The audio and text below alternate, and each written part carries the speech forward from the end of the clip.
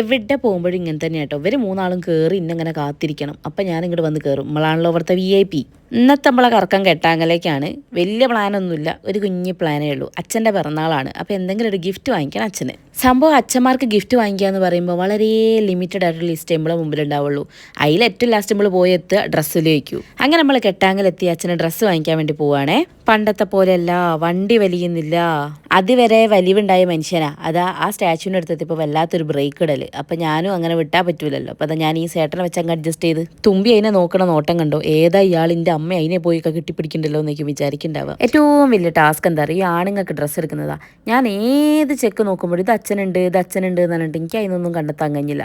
അവസാനം കഷ്ടപ്പെട്ട് 2 shirt piece ഞാൻ കണ്ടെത്തി. ഒന്ന് ഞങ്ങളെ വകയും ഒന്ന് കട്ടേൻ്റെയും കല്യാണിൻ്റെയും വകയാണ്. അച്ഛൻ ഇച്ചിരി ഫാഷനാണ്, അതുകൊണ്ട് തന്നെ ഡ്രസ്സൊക്കെ എടുക്കുമ്പോൾ നമ്മൾ ശ്രദ്ധിക്കണം. അമ്മയ്ക്കുണ്ടല്ലോ, അപ്പോൾ ഇതിലേതെടുത്ത് കൊണ്ട് കൊടുത്താലും അമ്മയ്ക്ക് അത് മതി.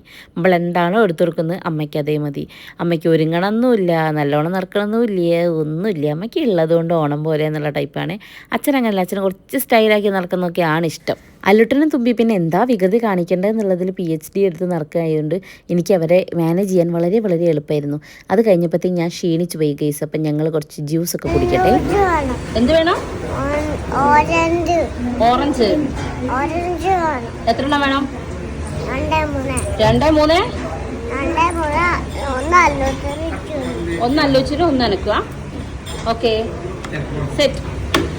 സെറ്റ് പറയടി.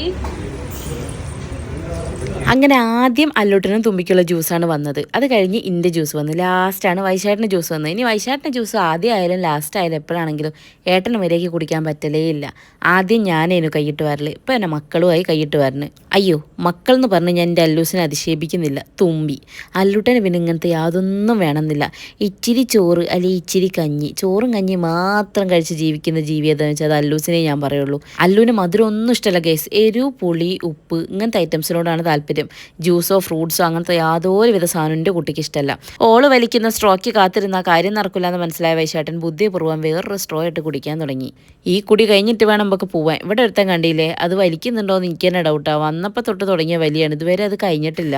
അങ്ങനെ എന്തായാലും മക്കളെ ഒരു ജ്യൂസ് കൂടിയൊക്കെ കഴിഞ്ഞ് സാധനമൊക്കെ വാങ്ങിച്ച് നമ്മൾ ഇതാ വീട്ടിലെത്തിയിട്ടുണ്ട്. വീട്ടിൽ കോളിമ്പലുണ്ടായാലും വാതിലടിച്ച് തകർക്കുക എന്നുള്ളത് ഏട്ടൻ്റെ ഒരു സ്വഭാവമാണ്.